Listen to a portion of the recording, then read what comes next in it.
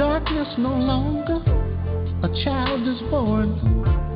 Mother shed tears of joy as baby kissed his lungs. My daddy's not there where he ought to be. Somewhere in Georgia, skinning and shooting craps on his knees. Another victim born out here in the hood.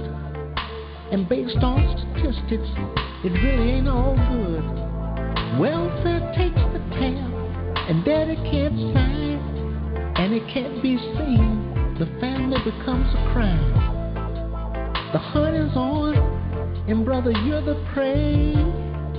Serving time in jail, it just ain't the way. I'm living so hard, babe, that my hair's gray. We got to make a change. It's a brand new day. A new world order, a brand new day. It's a new day. A change of mind for the human race. It's a new world order, a brand new day. A change of mind for the human race. Operation in flux, and it's on the way. We just marched 1 million plus the other day. Look, we all witnessed the sweat rolling down Miss Liberty's head. She knows the sleeping giant is no longer sleeping dead. Oh, what a fulfillment of prophecy. Let us teach the children freedom's never been free. It's okay to cry, go ahead and cry. 'Cause tears is wet, but hope and faith be kept. It's a new day. World order, a brand new day. It's a change of mind for the human race. It's a new world order, a brand new day. It's a change of mind for the human race. The die has been cast, and there's no need to fear. 'Cause people, the answer to your prayers are here. Sister Mary, don't you weep. Tell mother not to moan. We need the love, and daddy's coming home. There's no need to worry. The times dictate a plan. Mother Earth's given birth to a brand new man. Sister, I know you're misunderstood, but hold on to your man. 'Cause the future looks good. It's a new day. A new world order, a brand new day. It's a change of mind for the human race. A new world order, a brand new day. It's a change of mind for the human race. Beware of the lies and false prophecy. We are many with eyes, but don't all really see. You must be merciful, my friend, to obtain the same. So if you break the chain, don't pass the blame. We should say unto all, and I'll say it again, it's not just to win. Shake a hand, make a friend. We who are pure at heart somehow might see there's still light in the world. Come rejoice with me. It's a new day. A new world order, a brand new day. It's a change of mind for the human race. It's a new world order, a brand new day. A change of mind for the human race. It's a new day, a new day. It's a new day, a new day. It's a new day, a new day. It's a new day, a new day.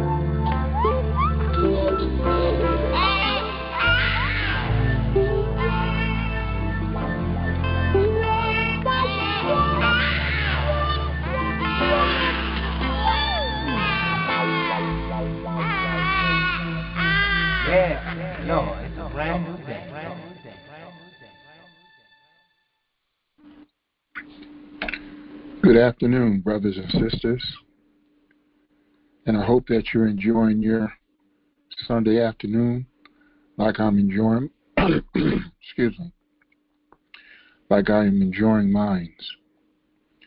I appreciate everybody coming here, taking some time to spend some time with me and Coach T.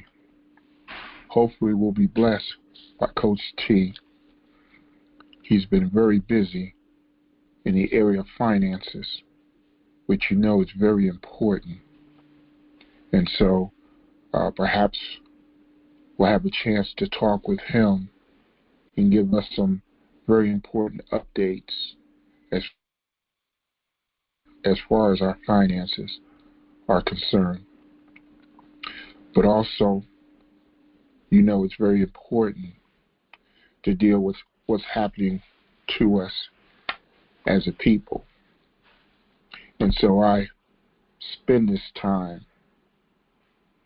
talking about some topics that might be controversial, but it's topics that we definitely need to talk about. And since we're a network, express yourself. I think we're mature enough to express ourselves without resorting to arguments and so forth. Because that's what it's all about, brothers and sisters. It's about our ability to express ourselves, our ability to talk, the challenges that melanated people find ourselves engaged in. And if we can't talk about it, oh my God, then what can we do? You know? That's the starting point to coming up with valid solutions to the problem. It starts with having a conversation. So that's what me and Coach T do every Sunday during this time, having a conversation with you guys. But before I continue, I like the disclaimer, as we always do. And it's simply this. Me and Coach T are not professional estate planners, tax preparers, politicians, council persons, and so forth. We're none of that. We're just individuals who know the importance of being around those type of people who that, and to bring that information to the grown folks here on Express Yourself, and to have a dialogue around that information, because dialogue is good. Dialogue sets the tempo. Dialogue sets the mindset that hopefully begins to unfold a lot of this information that is out there. And unfortunately, a lot of this information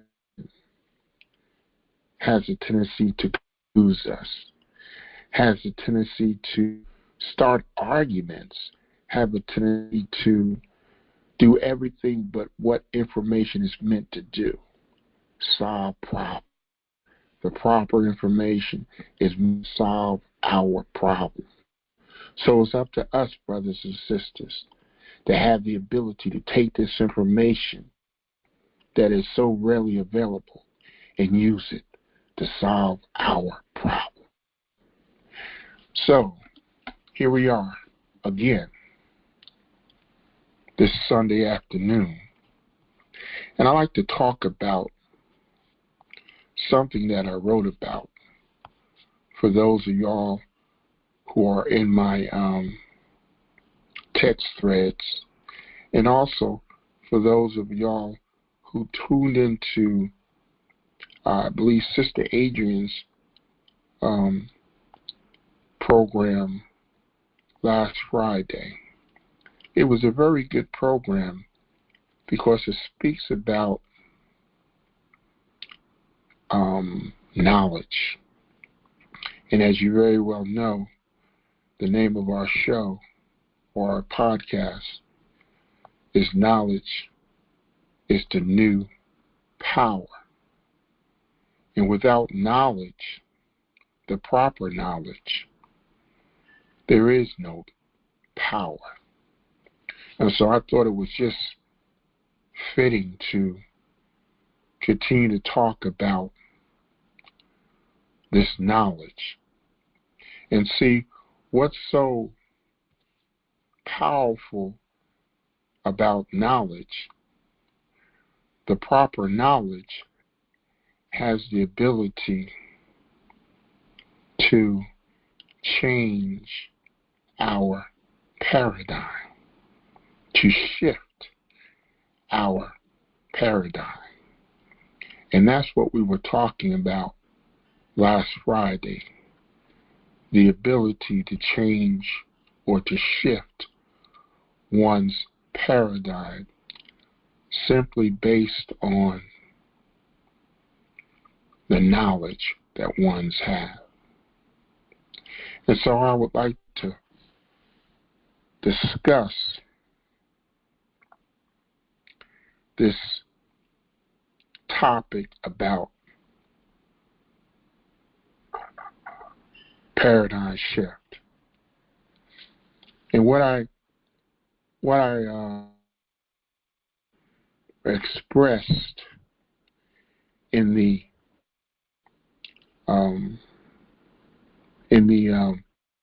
that I sent some people was simply the definition of a paradigm shift.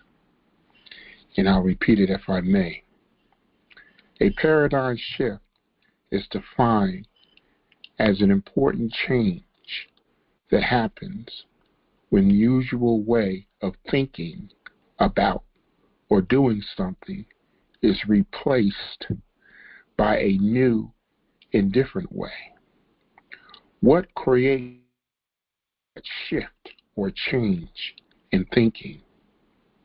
It is the new knowledge that you have obtained. The new knowledge replaces the old knowledge, which causes you to change the way you think. Without that change in knowledge, there would be no change in thinking. And so it makes sense.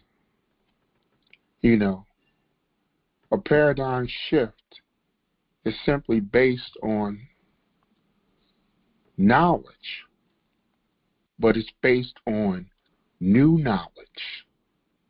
In order to shift from one area to another, or in order to change, you have to have something that causes that change. You know, the definition of what? Insanity is doing something over and over again, expecting something different, expecting change. Well, you know, if you keep on thinking the same way that you're thinking because of the knowledge base that you have obtained, and you're not willing to expand that knowledge base, then how is your paradigm? How is your world? How is the way that you have it is going to change if you keep on holding on to the same old thing, to the same old way of thinking? How are you ever going to change? You see? And then you're doing something over and over again. If you believe in something over and over again, and it's giving you that same results, you got to ask yourself what you're believing and what you're thinking in. You need to rethink that. Because if you're constantly coming up with the same problems, logic, and I'm very logical. That's just how I am. That's how I was built. Logic dictates that I must research and find out why I am running into this brick wall over and over again. You see? Because myself, and I can only speak for myself, I won't be satisfied until I find out what's causing me to run into that brick wall, and is there a solution to that wall being there? You see? That's how I'm built. I'm not going to give up until I find out, do I have to go around this wall? Do I have to go through this wall? Do I have to go over this wall in order to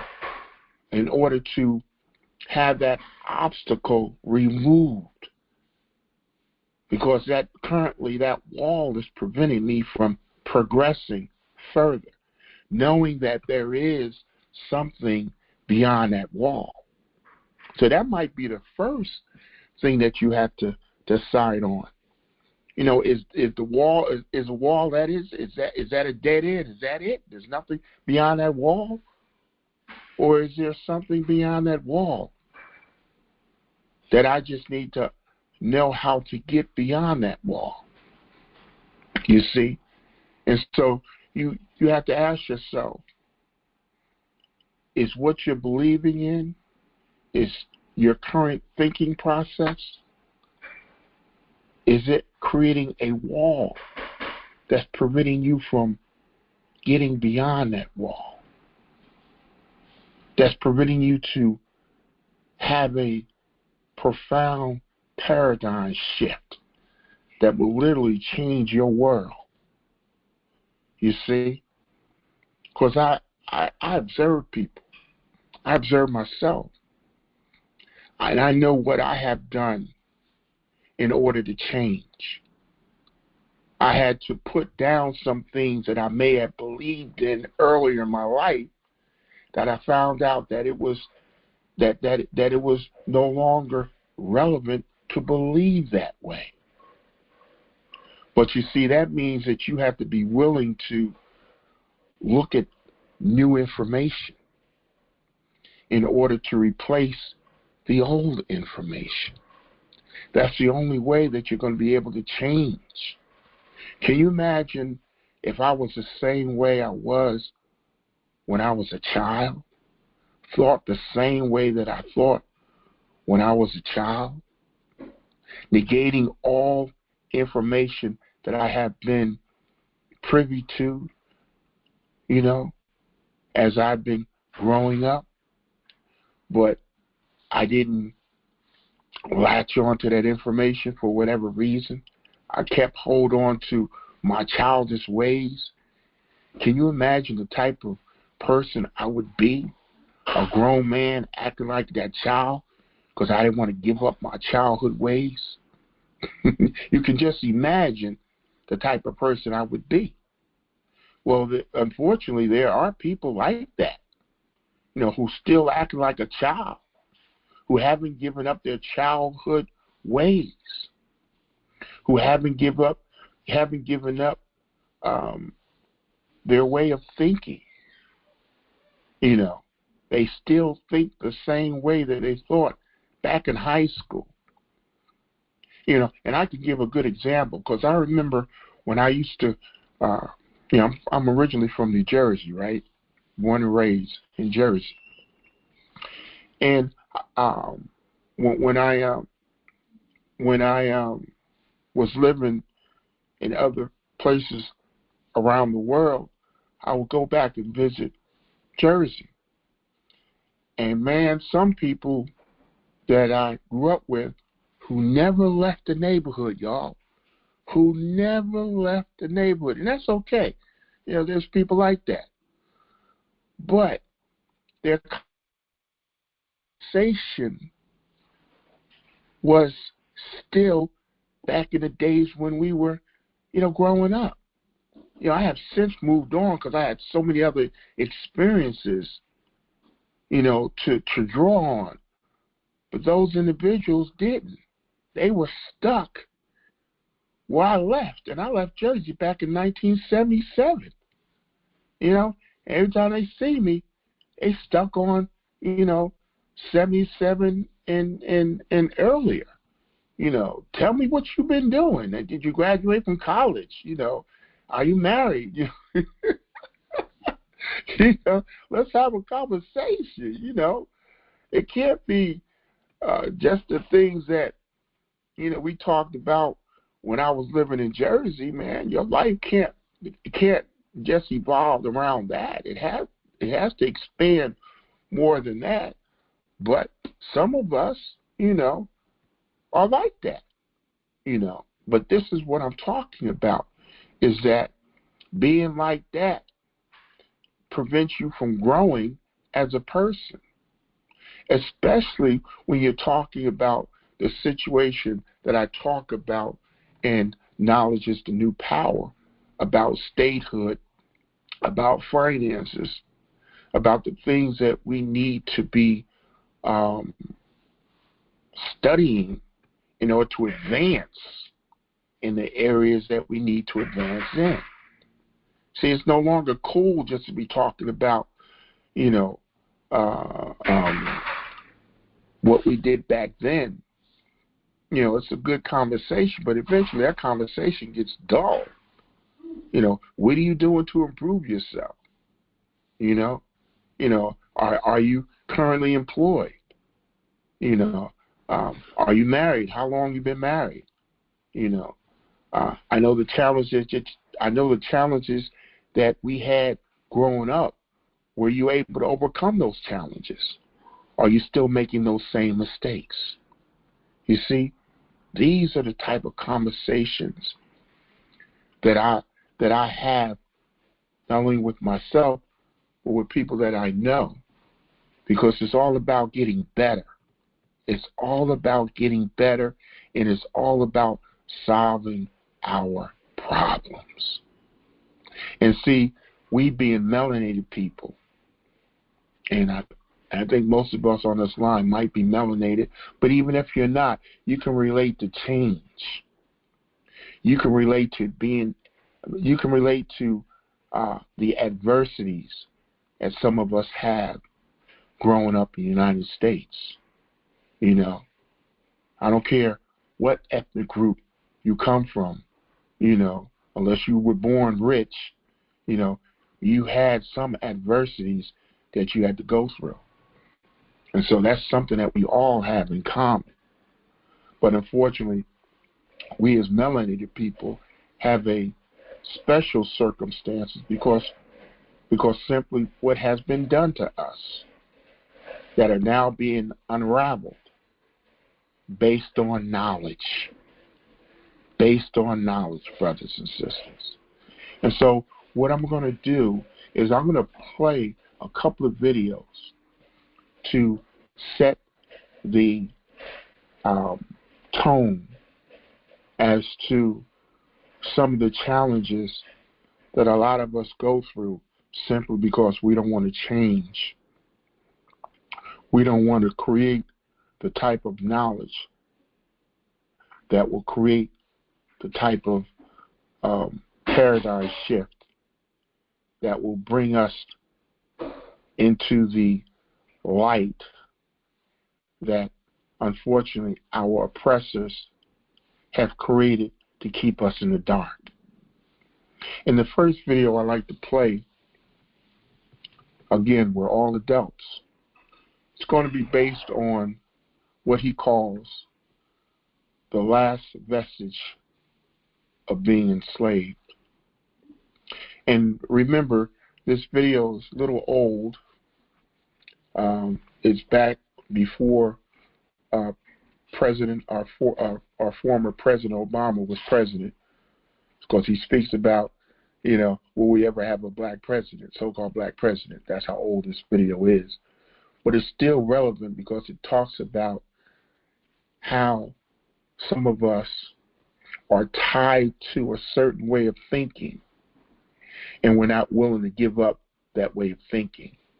And so we create our own prison. We create our own enslavement in the mind.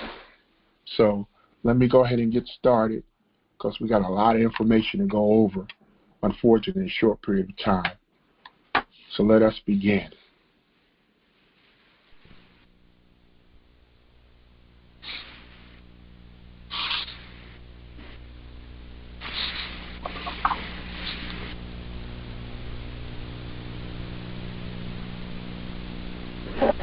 Breaking the last bond of slavery. There was a British hunter who went to Africa to do some hunting. You know how some people just like to kill things? And when he went into the bush, there was a massive elephant. And she was there with her baby calf. And this hunter wanted that baby calf. But the mother elephant knew that the hunter meant them harm. So the mother elephant flung her big ears out and shook them, which meant, I'm getting ready to get in your case. And to protect her baby, she began to charge the hunter. And the hunter took his rifle, took aim, and pulled the trigger, because the hunter knew that that mother elephant had two things that was a threat to him. Number one, she had knowledge of his intent. And number two, she had the power to wipe him out. And he had to get rid of that. So he pulled the trigger. The projectile left the muzzle of his weapon, hitting that mother elephant in the exact spot, and she fell dead. Well, the baby elephant, having never encountered such a thing before, tried to run for his life, but then where am I going to go? I've always been with my mother, so I'm going to run back to my mommy. But my mom is now dead, so let me run for my life. And the baby elephant went back and forth until a net had been thrown over the baby elephant. And in its anger and in its rage, it tried to break free from that net, but there were too many men there. And they took a cable, threw it around the baby elephant's neck, and enslaved it. Put it to sleep. And when the baby elephant woke up, he was attached to a post in the ground. The cable around his neck was now attached to a post. It had been free, running through the jungles, enjoying God's creation. Now it's attached to a post in the ground. 5 years later, that baby elephant was now a big elephant. If it dared but think about pulling the post out of the ground, all it had to do was one of them numbers. But it had been trained to be enslaved. So the hunter came and took the cable off the baby elephant's neck. You're no longer tied to the cable which is attached to the post in the ground. But guess what, y'all? That elephant stayed right there. It chose to remain a slave to the spot that it had been tied to for the last 5 years. The aim of this message today is to try to promote and instill within us as Africans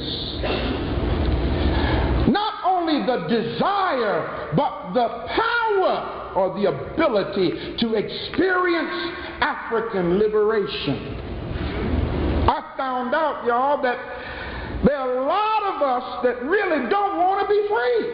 That's right. Hello? Yes, sir.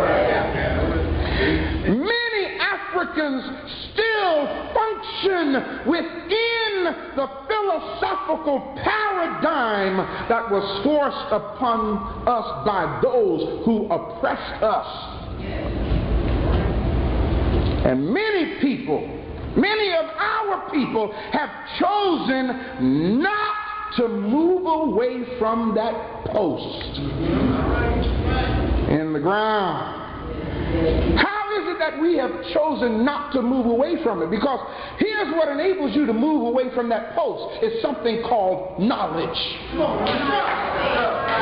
You understand what I'm saying? In other words, the acquisition of knowledge, maybe I should say right knowledge,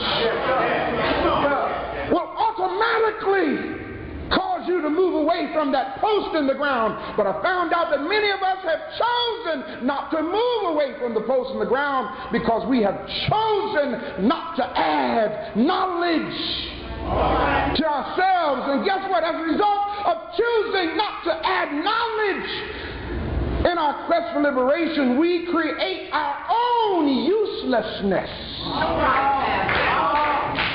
to the community in which we are part of. Brothers and sisters, it's time for the breaking, the shattering of the last bond of slavery. There are so many bonds that we have already broken. Yes, there was a time when Africans had no social status whatsoever. You couldn't walk down the street. We've broken the bond that held us back socially. There was a time when blacks had no economic status. We've broken that bond. We got black billionaires now, black millionaires now, black corporate executives now. So we've broken that bond in the economic realm. In education, there was a time when they wouldn't even allow us to read. Now we have black PhDs. Oh, we've broken the bond. Black MDs. We've broken the bond in that area. Politics? Oh my God, we got black governors now, black mayors, black congressmen, black senators. I don't think they're going to let us have a black president. At least no time soon. We've broken these bonds in these areas. Even in entertainment. There was a time when if you wanted to see a black image in entertainment, it had to be a white man who would put black face on and act like a so-called black man as they perceived us to be. Blacks weren't allowed in entertainment. Now we dominate the entertainment industry. There was a time not too very long ago where you couldn't find a black quarterback. But now we have excelled and taken the lead in athletics. And I'll tell you, every area we get in, we take it. We take it. Brothers and sisters, we have broken the bond that held us back in every area except one area. We have not broken the last bond of slavery. It must be broken in order for liberation to take place. And I want you to know what it is so you be clear with me, brothers and sisters. The last bond of slavery that must be broken is the slave master's religion.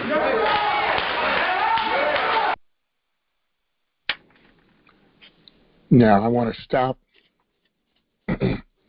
Brother Dr. Ray Hagins. This is the last bond that he talks about in slavery. He calls it religion, but in reality, that's of the last bond of slavery. But I like to talk about that for a few moments before I play the second video by Dr. John Henry Clarke. He speaks about religion, but he also speaks about other areas that are holding us back. And yes, religion is a big area that got a lot of us held back because of what we believed in. And the sad part about it is if you do your history and you find out how this religion that a lot of us believe in, how it was introduced to our ancestors, you know, and the reason for it, you'll understand why it's in the category that Dr. Ray Hagins puts it in as a bond of slavery. Because first of all, if you know the history of our ancestors didn't have this religion. Our ancestors dealt with spirituality. Matter of fact, we brought this type, we first salvation to the world. And unfortunately, they took it and created something that worked for them. And unfortunately, it didn't work for us because it's not what our ancestors created. We believed in something that we didn't understand. We believed in the European gods. Again, this would make more sense if you know the history behind the European religion. You got to do your homework. Again, it's all about knowledge and the ability to research the knowledge so that you'll be able to make the paradigm shift that's needed in order to get through that brick wall that you find yourself running into over and over and over again, simply based on the religion that you believed in. You got to ask yourself, did you take the time to find out that the religion that most of us believed in, is it even,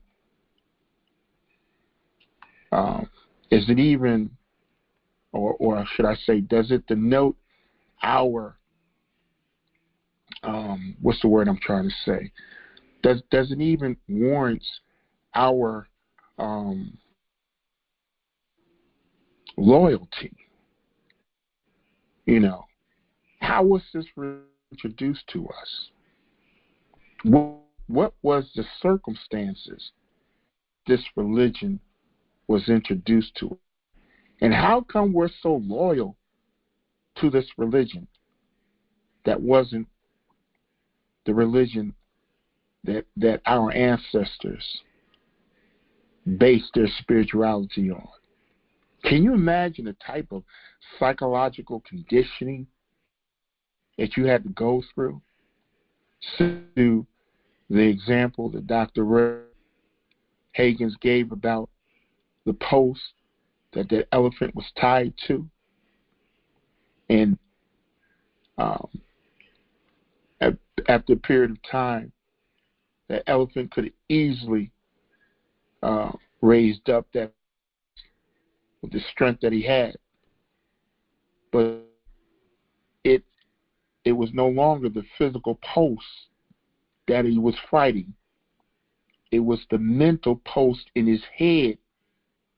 It transformed from the physical post itself, to the mental post that was in his head. That he was physically it wasn't a challenge, but it turned from physical to mental, and it became a challenge mentally because it's your thinking, it's your thoughts, it's your actions. It's not the other way around.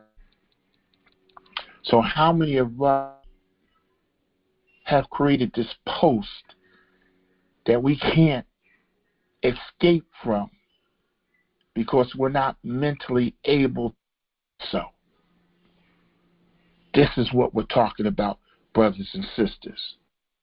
And this is why we're not able to create, or this is why we're not able to make that paradigm shift to take us to the next level, because we're not willing to obtain new knowledge.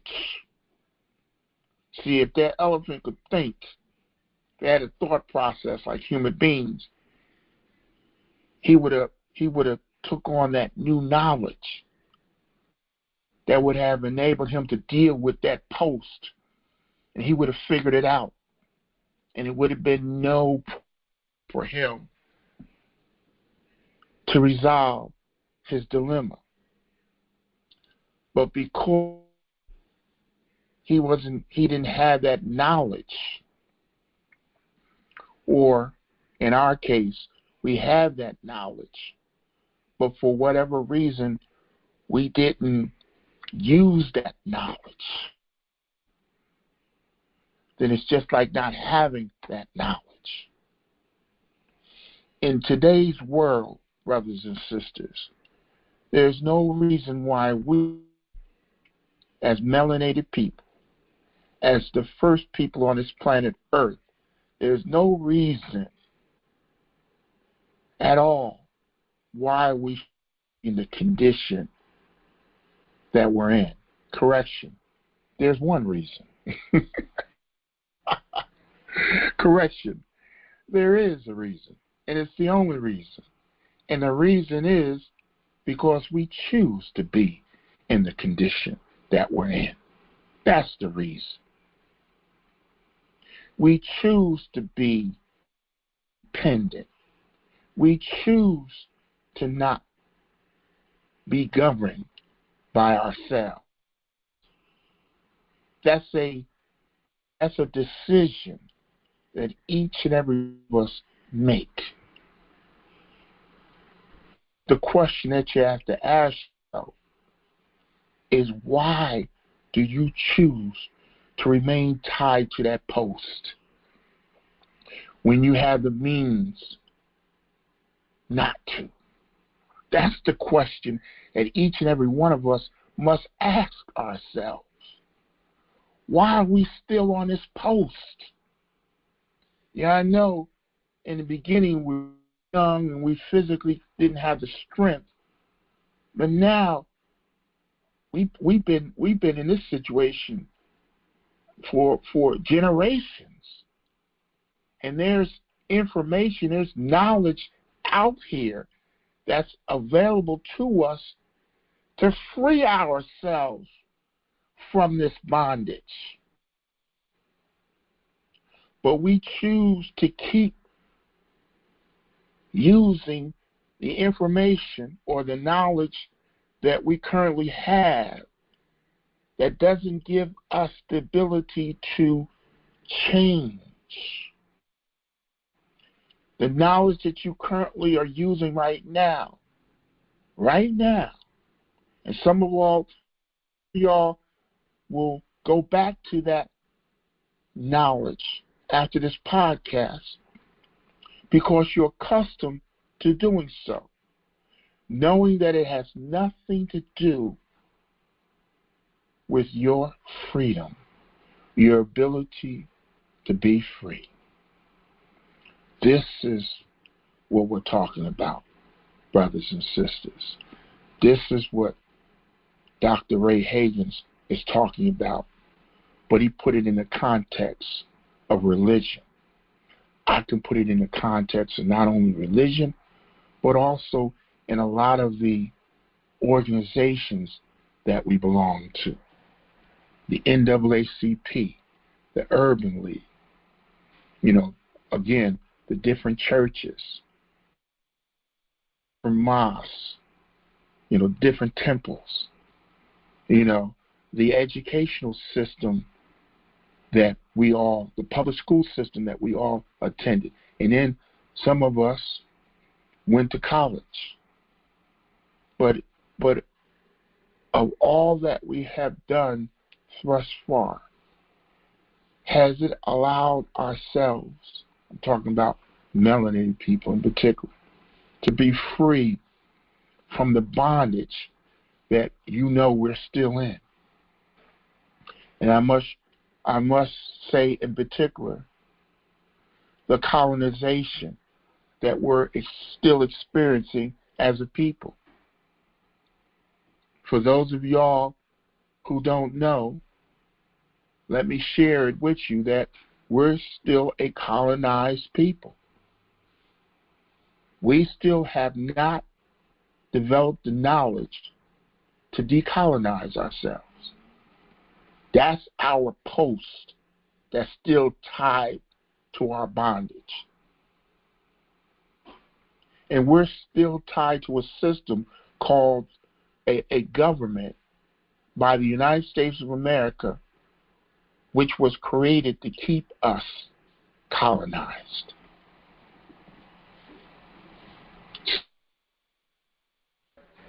I wouldn't have known that if I didn't see the knowledge that enabled me to shift in my paradigm.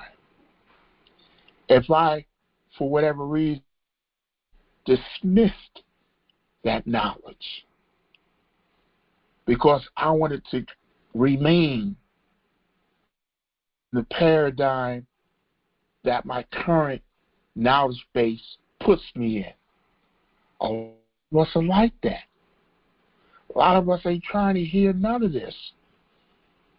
Because as you'll find out in the next video, it becomes uncomfortable. It becomes emotionally uncomfortable. Continue to be in denial. We want to continue to do what we do now, what you'll do when you leave podcasts, which has nothing to do with being self-determined people, which has nothing to do with how to govern one. You see, this is what I'm talking about. This is the type of information that knowledge, power gives to our people, to empower our people. You ain't going to get it anywhere else, pretty much so. You ain't going anywhere else. And so, other than the people that I associate myself, who has given me this information, had given me the ability to shift my paradigm. Because at one time, I didn't have this information, brothers and sisters. But I've been blessed with being around people who knew more than I knew. And I have an ego problem with those individuals who knew more than I knew. Because, again, in order to have a shift in your paradigm, you have to have new knowledge. You have to want to receive the new knowledge. That new knowledge will cause you to think differently. Knowledge, brothers and sisters, that's what it is. And this country has spent millions being, most of us, ignorant of this knowledge. And those who knew and who know, like the NAACP, like, Farrakhan. I call out names, y'all. Love Farrakhan, man. He used to fire me up. Million Man March and all that, man. But all that he said and done, where are we at now in 2023? When we have the ability to do something about our situation. So I just didn't want to get on the church. There's many of what do you call it? There's enough blame to go around, but it's not even about blame. It's about understanding the circumstances and then overcome those circumstances based on your knowledge. I'm beyond blame now. It's about getting the knowledge to make the necessary changes in order for us to move forward. That's what it's about, brothers and sisters. But I'll play this next video.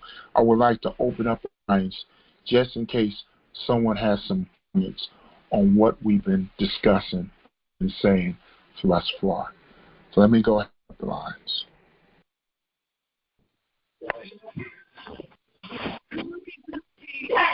All right, brothers and sisters, you got the...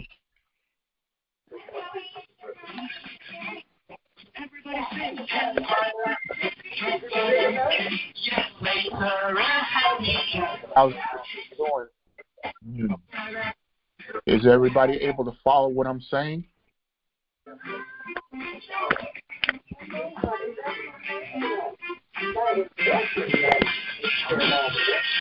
What'd you say?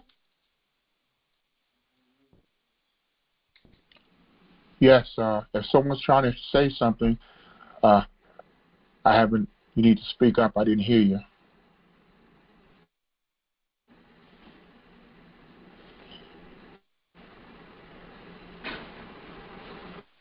Yes, this is knowledge that we talk about, brothers and sisters, because we've been in this situation for all too long. And you see, the great thing about it is that the is available for us to change. The knowledge is available to the paradigm shift needed for us to become self-determined people like our ancestors were. And my question is, why wouldn't you want to be a self-determined people? Well, that's rhetorical. The only reason why you wouldn't want to be is because you've been programmed not to be. Just like that elephant programmed to stay attached to that post. It's not that he or she didn't want to. It's that he's been conditioned. Bond of slavery. He's been conditioned to be that way. So I can only say is, have we been conditioned to be the way that we are now? Especially when there is knowledge out there that can create the condition that will cause us to be a free people, and that will cause not to be a colonized people. Are we so conditioned again that we're not willing to receive the knowledge necessary to be able to make that paradigm shift? It's almost like if we were still physically enslaved. And who is it?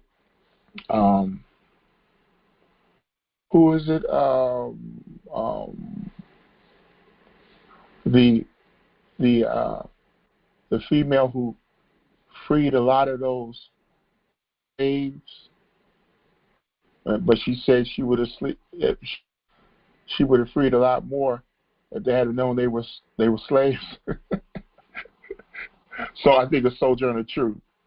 you know, and that's how I feel now, is that we have the knowledge to free us as a people, as melanated people, brothers and sisters. But many of us have been conditioned to live the way that we're living right now. And that's sad, because it was sad back then with physical slavery, and it's sad right now in 2023 with mental slavery. Our condition now is strictly mental.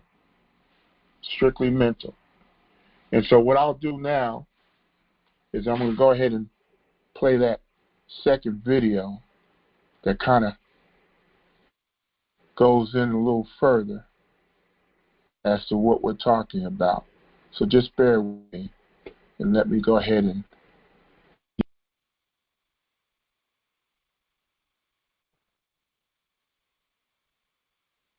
let's go ahead and listen to Dr. Clark and what he says about the situation.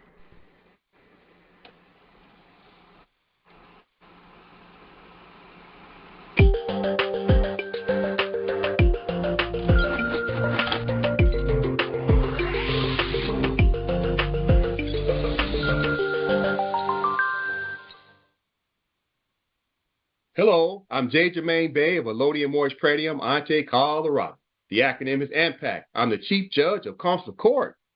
Today is Class 124. Class 124.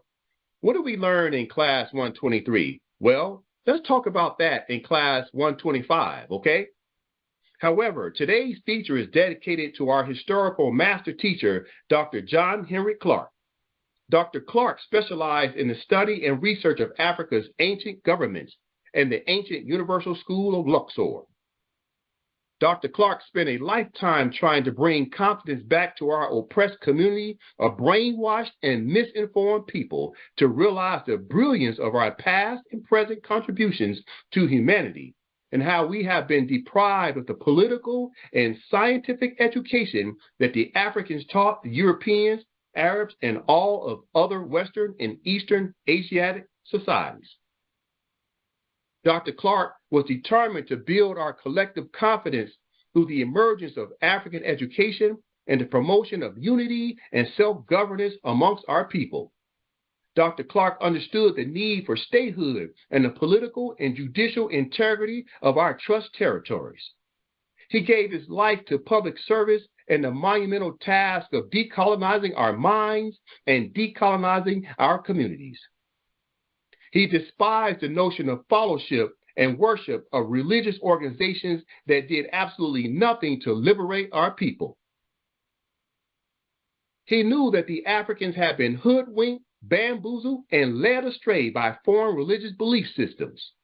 The African tribes and states were conquered by organized religious faiths and missions, which caused the Africans to create division amongst themselves. However, he tried not to make distinctions between our various tribes or states, but instead, he tried to impress upon us the ideal of the collective bargaining power that we could control amongst the indigenous people as one social and economic ecosystem. Moreover, he recognized that there are no political and mental borders between our people, but only the willingness to clearly see ourselves as the same people when we look in the mirror at our faces. We love you, and we thank you, good brother John Henry Clark, for your courage, nobility, and sacrifice. Therefore, his life's work to bring us together shall not go in vain, because the United States of Morocco and the United States of Africa will share one common interest of solidarity and prosperity. For these reasons, the competent Moors of the Empire of Morocco shall forever be grateful for the tireless and unselfish devotion that you brought to the consciousness of lost people who suffer from a lack of knowledge of self. We the Moors shall rise in your honor and galvanize enterprise, equal protection, and harmony between our extended family of Africans and the Moorish Empire once again. May the spirit of Dr. Clark's wisdom carry on through the educational platform known as the AMPAC Study Sessions. Whereas ANPAC Study Session is not only an educational platform, but also a driving force to take forward action towards the vision set forth by Dr. Clark and many others that paved the way. Let us all take a moment to reflect on a 35-minute speech of the Honorable Dr. Henry Clark and his reminder to the indigenous people that the indoctrination of organized religions and foreign idol worshiping has delayed our political and social advancement.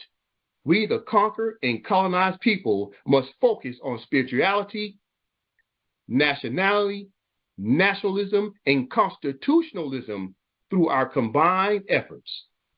We, the collective original people of Mother Earth, must put an end to the colonist and obstructionist mind control programs that keep us in the status of the minority instead of the status of the majority. The term majority means those that occupy the seats of the external sovereign state governments. If you want to practice Islam, then seize it, control it, and govern it, or get rid of it if you're not the face of it.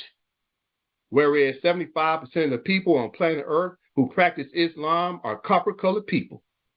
However, the copper-colored people have allowed the 25% minority to rule over the 75% majority. If the indigenous people can't rule it as the majority, then get rid of it and rule under an organized religion that reflects the image of the African in the mirror. Your gods and prophets should look like you and not your conquerors.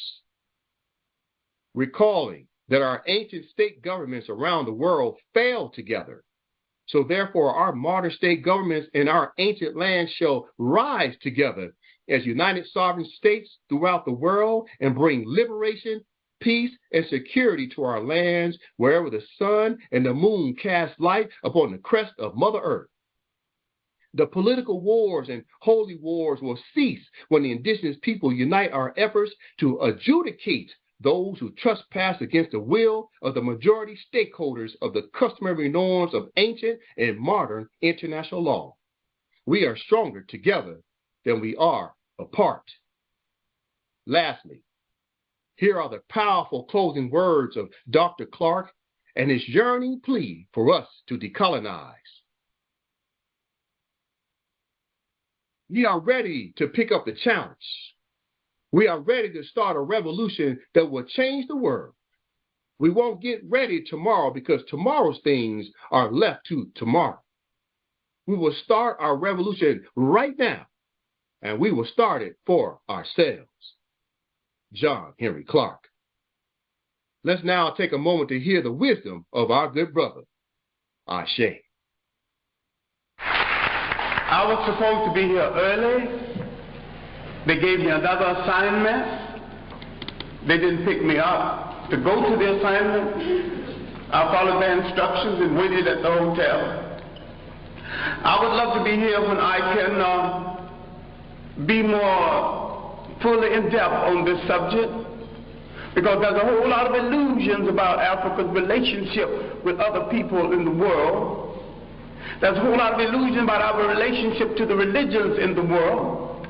And these belief systems that had its origin in Africa, all of them, and there is no exception, turned on African people. I said there is no exception. And there's one thing you have to get through your mind and keep it. Nothing that ever came from the European mind was meant to do anything but facilitate European domination of the world. And I said there's no exception.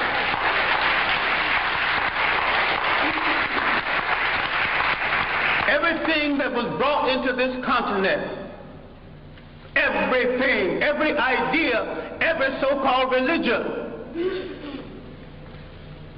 was meant to dominate and to control. The Arabs had no illusions about it. The Europeans had no illusions about it. You were the ones with the illusions. And yet every element that went into the making of every major religion in the world started in Africa. Why is it that you are so naive? You let people redress something that you invented, sell it back to you, and enslave you through it.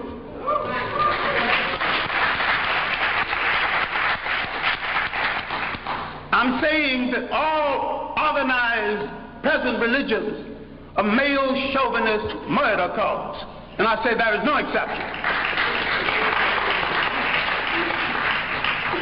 Well, I wanted to be here earlier. I wanted to deal with our relationship with the people of the world and the fact that we created peaceful nations that had no word for jail because no one had ever gone to one. No word for old people's home because no one ever threw them away, grandma and grandpa. No word for orphanage. We did all of this, and over half of human civilization was over before we knew that a European was in the world. Before he wore a shoe or lived in a house that had a window. Now, Africa has always and still is the prize for the whole world. We as a people have always been the world's richest people, culturally rich, mineral rich. We have always been the prize because we have always had and still have something that other people won't, think they can't do without, and don't care to pay for. Because we have always been the prize, we have been under siege for over 3,000 years. Nothing that ever brought into Africa from the outside was meant to do the Africans any good. That means all other religions. Islam was the handmaiden of Arab imperialism. Christianity was the handmaiden of European imperialism. The Hebrew faith was the handmaiden of a concept called the chosen people. Now, if God is kind and God is merciful and God has no stepchildren, he won't choose one over the other. And to say he chose some people, you're making him a bigot. And to say that he endorsed enslavement of one people over the other, you're making him an accessory to murder. The Arabs used Islam to rationalize their slavery and their imperialism. The Europeans used Christianity to rationalize their slavery and imperialism. Who are you kidding about friends in the world? Damn it, if you want a friend, look in the mirror.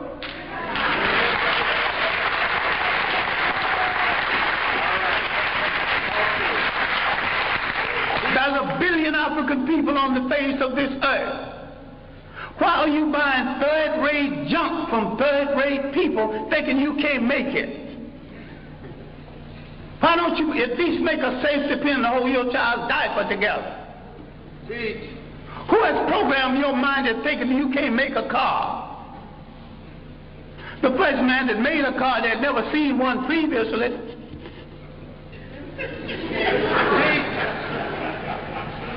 The Japanese bought cars, bought locomotives, broke them down and studied them, and had a Japanese technician produce each piece, put it together, and had a much better train than the one they copied from. All knowledge in the world belongs to everybody in the world. Yes. Who has programmed our mind in assuming that we cannot run a nation and run it well? The main thing imperialism did, slavery and imperialism, they removed African people from the respectful commentary of history.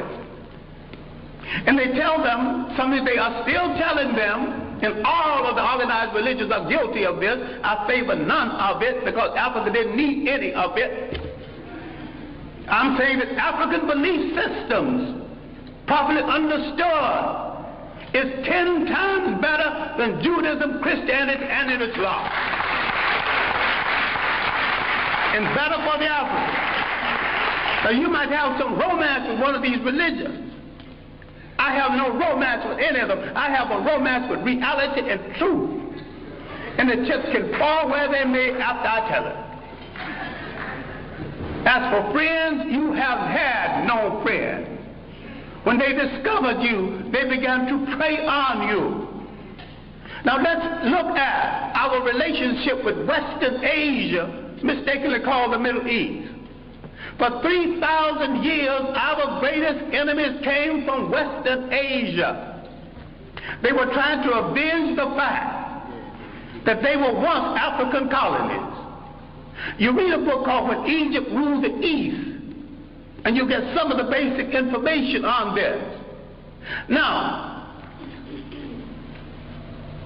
the first visitors to Africa came in the 1700s BC. These were the people who would later be called Hebrews. Now, black people are ticklish on this because black people think that everything in the Bible is true. I question the intelligence of anyone who thinks everything in the Bible is true or supposed to be true.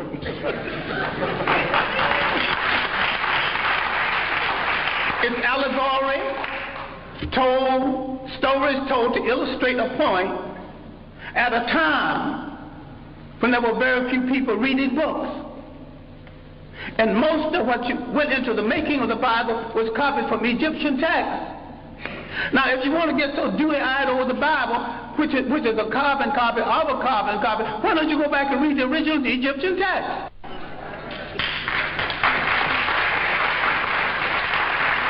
Then you see where all these stories started from. You see where the story of the Exodus started from. Now, you get so dewy-eyed, you actually think there was an Exodus.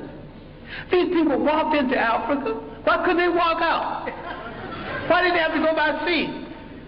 Nope. Why did they see at the park? If you read Egyptian literature, you will discover that the whole story of somebody parting the sea started with about 3,000 years before the Hebrew entrance. I should not use the word Hebrew entrance, before the entrance from Western Asia. Now let's get one thing straight, because black people are confused about all religions. Now, I'm not against any religion. I'm a very spiritual human being. I just don't need a preacher to preach no 10 Commandments to me when he's a backslider going with some other man's wife. I'm intelligent enough to pick from the 10th Commandment, not commandments anyway, but they were omissions of purity at the great school at Luxor, the great African training school. All right, now, let's get into this Western Asia. I'm saying that the people who came from Western Asia escaping famine did not have any Hebrew faith when they came into Africa. And there's no record of a Hebrew faith before there.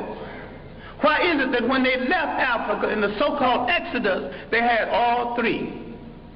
African culture, an African religion, and an African language. Now look at the origin of the so-called people you now refer to as Jews. And you're mistaken using that reference because the word Jew is of European origin. And the people in Europe who call themselves by their name have no relationship to the biblical people of the Hebrew faith. And I'm saying that the people we now call Jews entered world history with their visit to Africa. And when Africa was invaded, 1675 BC, instead of joining the Africans who had been their beneficiary and saved them from starvation, they joined the enemies of Africa. No one has ever returned any favors to us. As a people, we have always been hospitable to strangers, mostly the wrong strangers. And what we have to understand now, in the period of superior brainwashing, is there is no European answer for African problems. Either Africans find a solution to African problems, or there is no solution, and if you don't find a solution soon, you go back into slavery.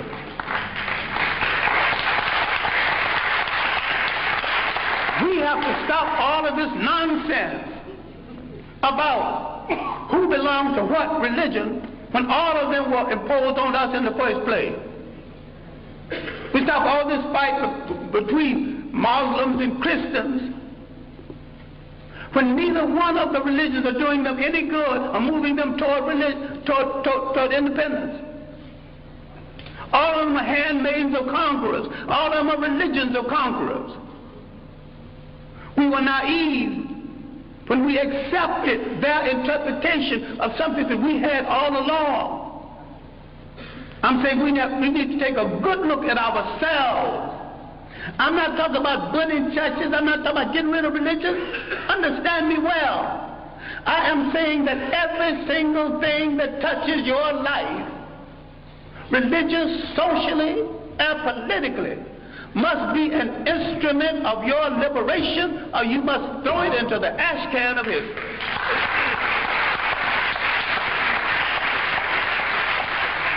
Develop a liberation Islam. Yes. And if you develop a liberation Islam, you'll have to turn on the supreme slave traders who were in the slave trade 1,000 years before the Europeans, the Arabs. Yes. And most brothers who think they're Muslims are merely Arabists.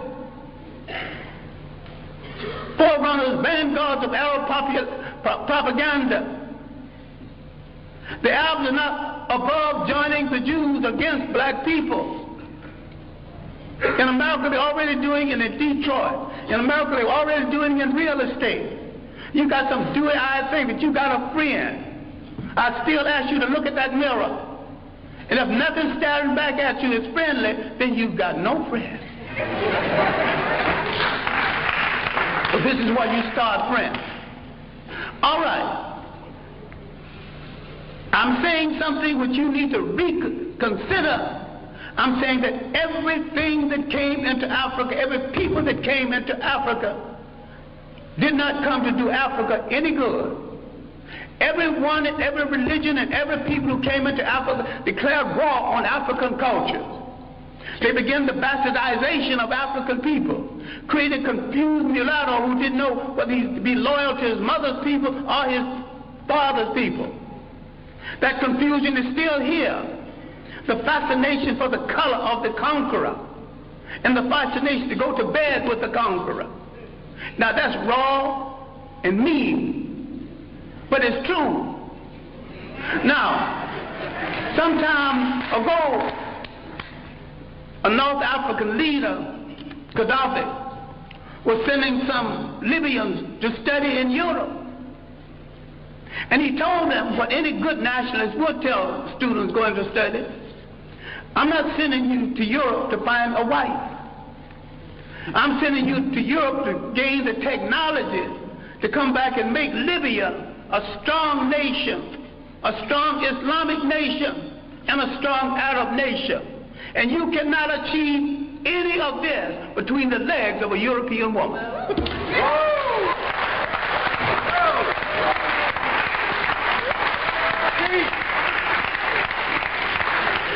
When is somebody going to get strong enough to tell Africans going to school, you're going to come back home and pair up with a sister, but if you want to pair up over there, stay over there.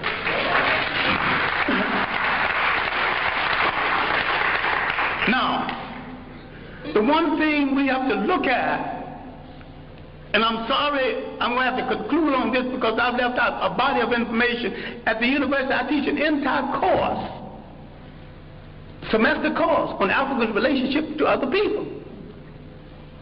And I devote several semesters to Africa before Europe, the consequences of the coming of the Greeks, who stole a lot that they think is their culture, stole a lot that you think is Greek philosophy. We've been the victims of propaganda. And yet, if you read the Journal of African Civilization, other works,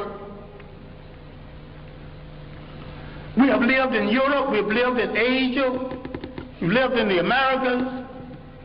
The African people have already proved that they can get along with different people, amalgamate their culture with different people without one hint of a war between us.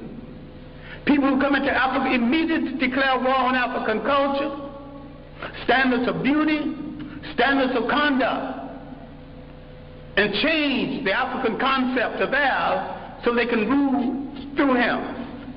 This was true of the Greeks, who began the bastardization, again, the European bastardization of Africa. The Western Asians had begun it 3,000 years before that. The Romans, a bunch of well-dressed thugs who could write well but couldn't think, who borrowed practically everything. They laughed at the Africans' concept of Christianity. The African was practicing and not giving it a name. This is why you don't know nothing about the African origins of Christianity. This is why a whole lot of people will not read Ben Yakinen's The African Origins of the Major Western Religions, Africa, Mother of Western Civilization, a Black Man of the Nile. Because he's telling it like it is, but you also will not read white radicals who identified Africa as the origin of the great religions of the world, especially Alvin Boyd Kuhn in his work, Who is This King of Glory? In Shadow of the 3rd Century. We have dealt with John Jackson, another radical black historian, with man, God, and civilization. We let some of our great scholars die in hunger, die wanting for friendship. Now, having devoted my greater portion of my life to scholarship and teaching and digging up information on African people and trying to make African people face reality, I have often said, a point that I wish you to consider, I didn't have to do it. I chose to do it. And if I had to do it over again, I would do it better. But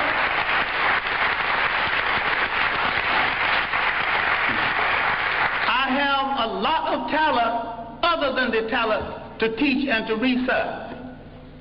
I've never met a rich man who had a better mind than me. So if I wanted to succeed as a rich man, I could have done that. I never met a crook who wasn't a fool. I could have been a good crook if I chose to be a crook.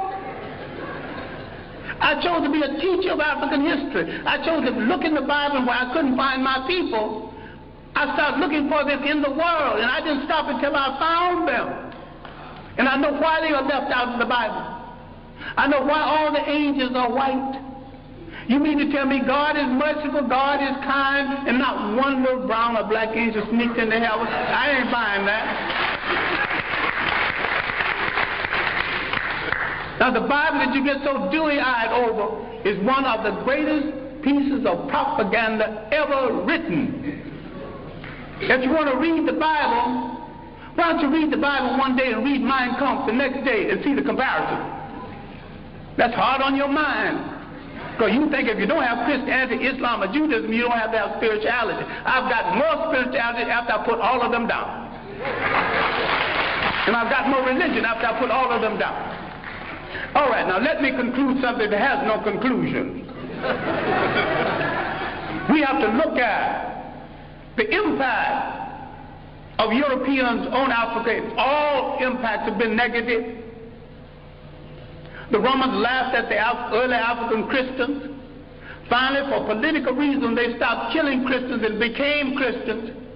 I'm saying the Europeans became Christians for political reasons, as the Arabs became Muslim for political reasons, and as the so-called Jews became Hebrews for political reasons. People use organizations for political reasons, and what we get so dewy-eyed and think we're dealing with the truth. If you look at indigenous African religious belief systems, if you look at the idea when Africans had no churches of any consequence because these fools came here and said, this is the house of God, and the African looked at that church and said, if God who made the wind, the spring, made the ocean roar, and you're going to tell me he can fit into a little thing you call a church? That is no house of God. So some Africans had the common sense enough to move away from it, and some had the common sense to burn it down. I'm saying that you're closer to God when the further way you get away from organized religions that are all handmaidens of conquest. The Roman Empire developed during the early period of Christianity. Remember, the Roman Empire started in Africa. It rose in Africa. It fell in Africa. A lot of people need to stop reading some religious books and read some straight history. without fables, without suppositions, without myth. Read straight history. Read the Mediterranean world in ancient times.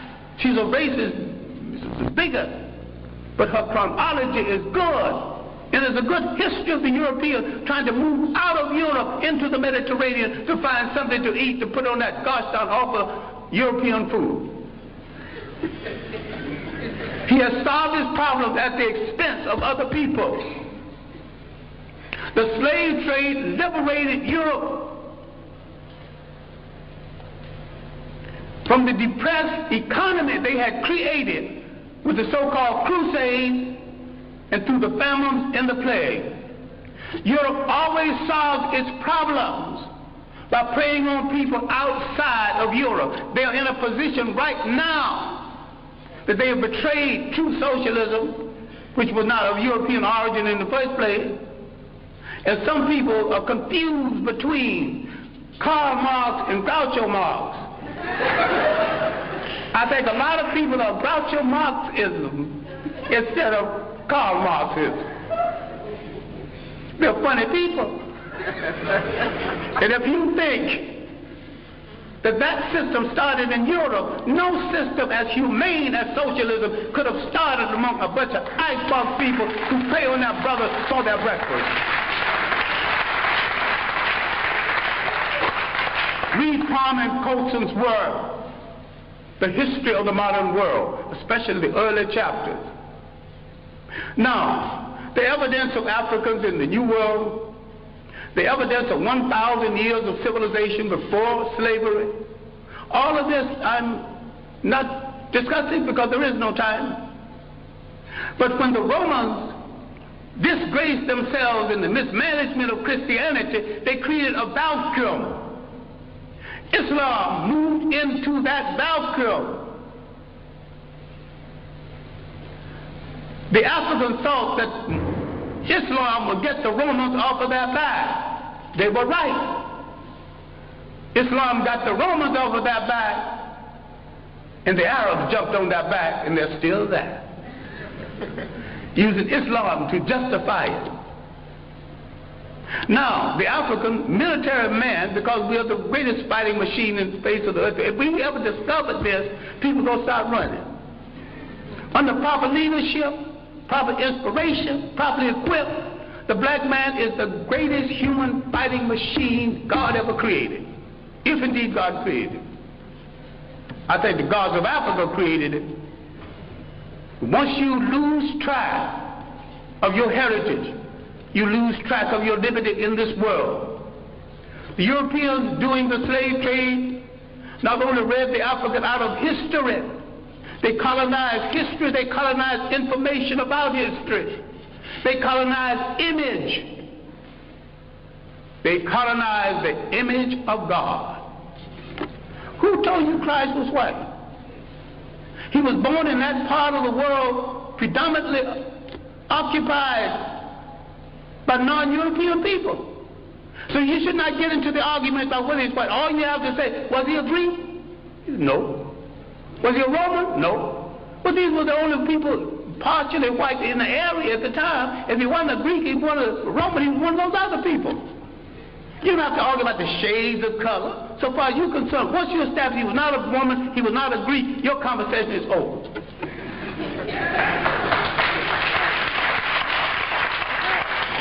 Now, if somebody else want to argue about his shade, well, that's their problem. Then if you got a problem with color, then you got a problem with your mother and your father. You have insulted your mother and your father if you don't like what they gave you. I wear mine like a badge of honor. I dig it. I wear it well. All right. Love it.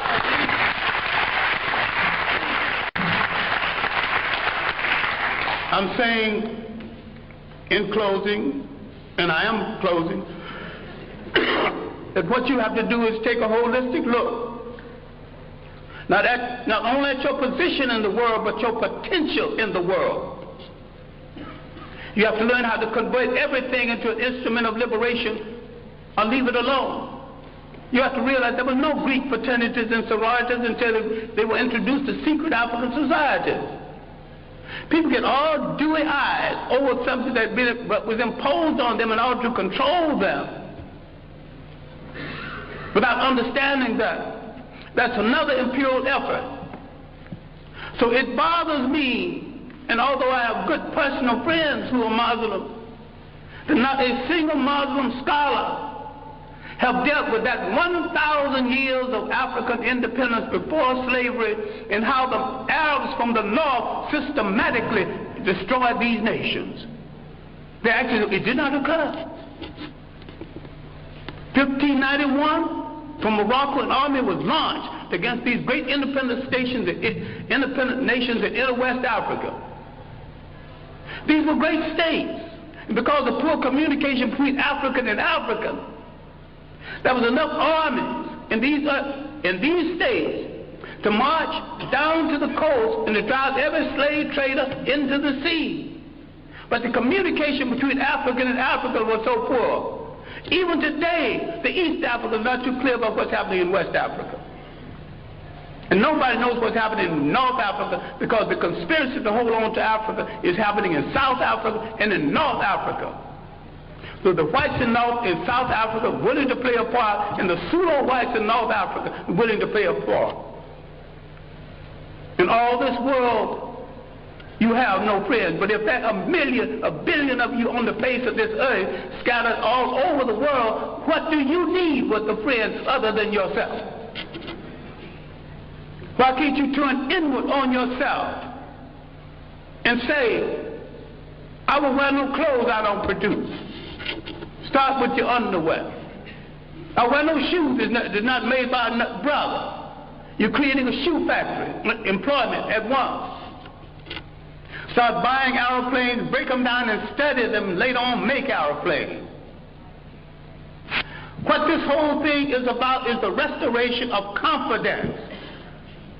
It has been the role of these handmaidens of colonialism to destroy your confidence in yourself.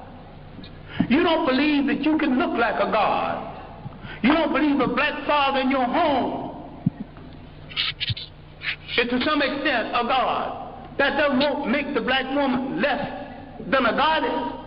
Because we produced the first human society that recognized and respected the female god. We produced the first human society that said you can't be a king unless you got a queen.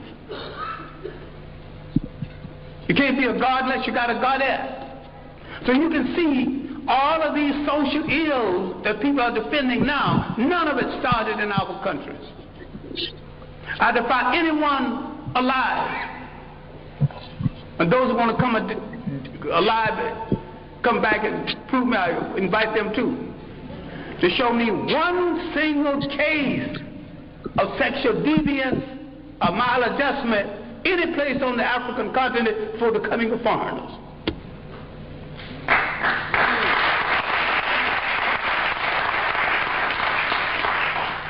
I defy you to show me one case of teenage pregnancy, one case of ill treatment of women.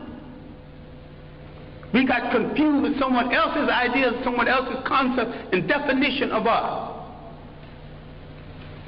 What we have to understand is that faith has not spared us for an idle reason.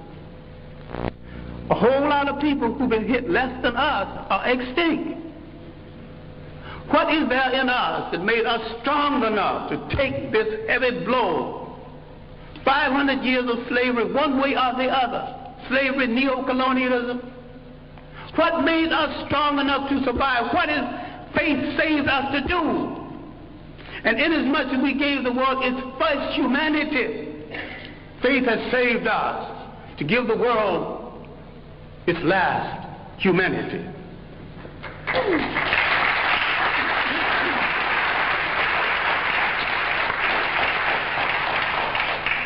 What we have to do is to believe it, to believe that we are worthy of it, and to believe that we are capable of it. What black studies should be about, what black religion should be about, is the restoration of the confidence And the restoration of the confidence is we must rule the state again.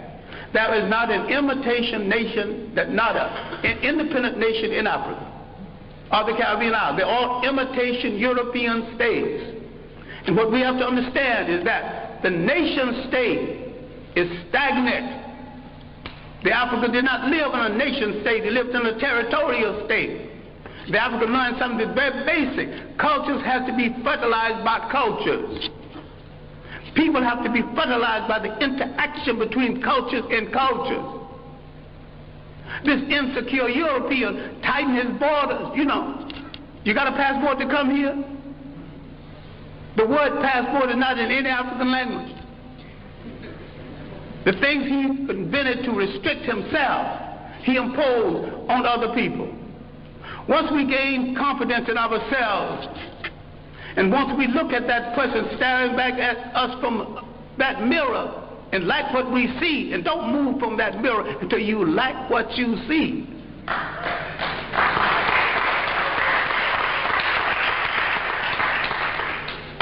Then,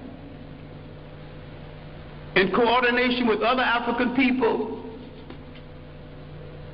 throughout the world,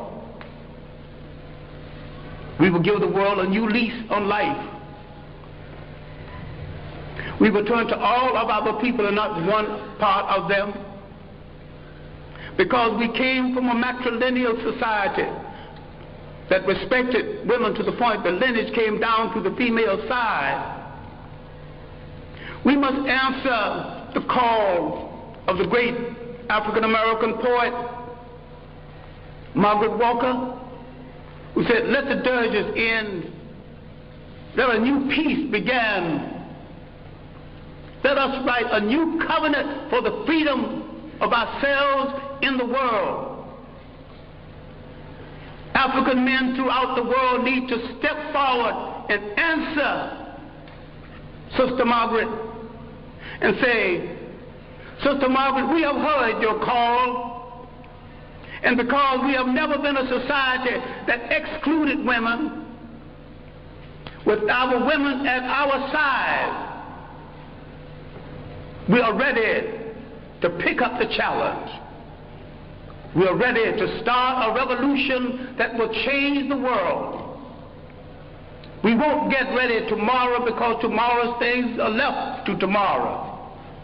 We will start our revolution right now, and we will start it with ourselves. Thank you.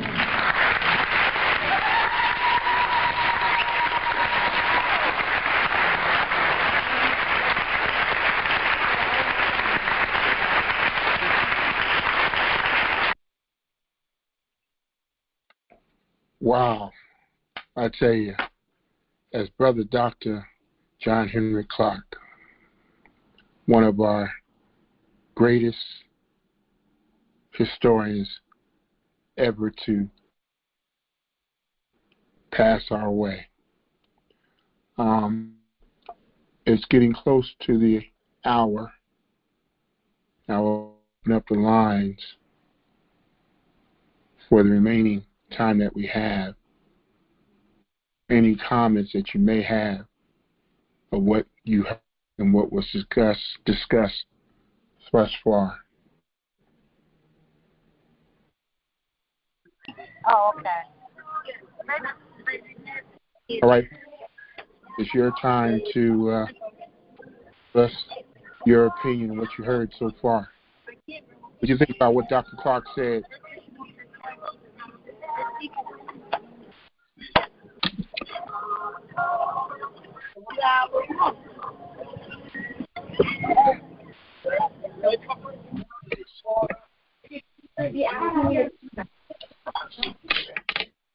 Anybody comment what was said?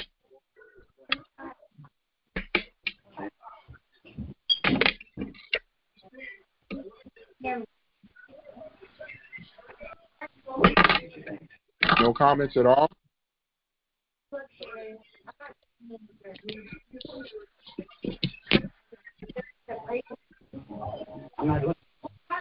There's a lot been said between Dr. Ray Hagins and Dr. John Henry Clarke. And also what Brother J. Bay from AMPAC spoke about, what we're doing as a people to finally use the knowledge that's available to us, to each and every one of us, to change our paradigm. But we as a people will have to be willing to see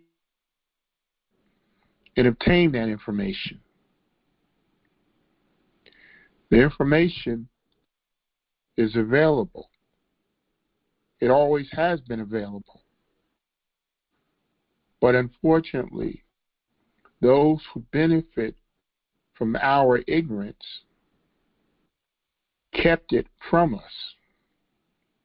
But now, we have people such as myself, Brother J. Bay, and others who are giving out this knowledge, those who want it, in order for us to be able to shift our paradigm, in order for us to change the way we think, in order for us, as Dr. mentioned, to develop the confidence as a people that needed to be self-to people, to be the God created us to be able to govern ourselves. We are the parents of civilization. Why are the parents being governed by their children? You must ask yourself, have we fallen that far? And have we lost that much confidence in ourselves that we now have to rely on our children, those who came after us, to govern us? Or do we obtain the knowledge needed to shift that paradigm that we currently have of ourselves in order to be the people, again, that God created us to be? This is the type of knowledge that me and Coach T bring to our family each and every day. Or knowledge is the new power, in hopes that you will take knowledge and use this knowledge to free yourself from our current situation of being colonized, the colonizers. This is what it's all about, brothers and sisters. And if not us, then who? We'll pass this paradigm that we currently are living right now. Do we pass it down to the next generation in hopes that the next generation won't do what we are currently doing, which is to pass it down instead of dealing with it, instead of dealing with the reality of what it really is and what we must do as a people? We can't be in denial, brothers and sisters. There's too much knowledge out here that exposes us. There's too much knowledge out here that people are using to change that paradigm. But the question that you must ask yourself is, are you going to be a part of that change? Are you going to be a part of that paradigm shift? Because the fact that we're having this conversation today, the fact that I'm talking about it today, is the reality that the knowledge is available. It's being talked about, it's being acted about, it's being used to become again, the people that God has created us to be. And I would like to end this podcast with the song that really summarizes what we must do and what Dr. Clark mentioned at the end, that all of us need to take a look at ourselves in the mirror and see what we see. And that song has been created by Michael Jackson, The Man in the Mirror. We all need to look in that mirror and come to grips as to what we see in that mirror. What type of person are we? The reflection that comes back at us. Who are we? Who is this person in that mirror? Before I play that, I'd like to say that Positive Impact, Deborah immediately follows his podcast. He immediately follows her podcast. Is The Health Man by Brother Abdul. But as always, brothers and sisters, I appreciate you taking the time to spend some time with me and Coach T. And we look forward to spending more time with you next week.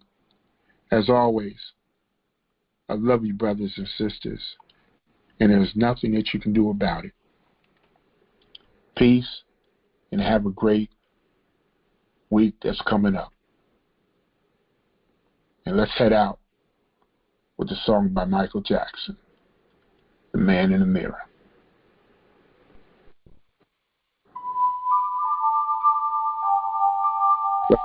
Let's take a look at myself, brothers and sisters, because the knowledge is available.